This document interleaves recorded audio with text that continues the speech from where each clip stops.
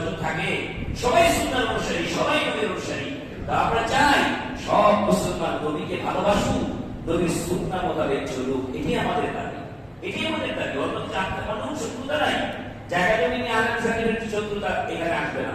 এখানে যদি বন্ধু আর শত্রু একটাই, নবীর নামে কোনো কিছু চালিয়ে দেওয়া যাবে না। আবার নবীর যেটা করেছেন এটাকে মহব্বত করে ভালোবাসা করতে হবে। যারা নবীর আমলটা একদম আন্তরিকতার সাথে আমলটা করছে তাদেরকে কটাক্ষ করা যাবে না।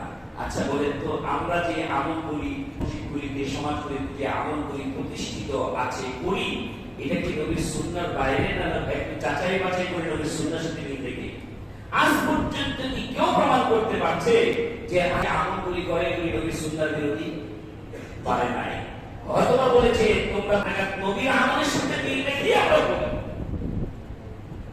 যেটাই করে আমরা নবীর আমলের সাথে মিল রেখে করছি, করার চেষ্টা করছি। অনেক কিছু ছবি যাচ্ছে আমাদের, হয়তো বলে বলি চেষ্টা করছি। তো এই চেষ্টাটাই যদি নবী মনে করেন, যারা নাকি মনে করছে যে আমরা মনে হয় ইসলামের বাইরে কাজ করছি, নতুন কোন ধর্ম আবিষ্কার করছি, না, কোন নতুন ধর্মের নাম না, হাদিস সহিহ হাদিস মোতাবেক চলা।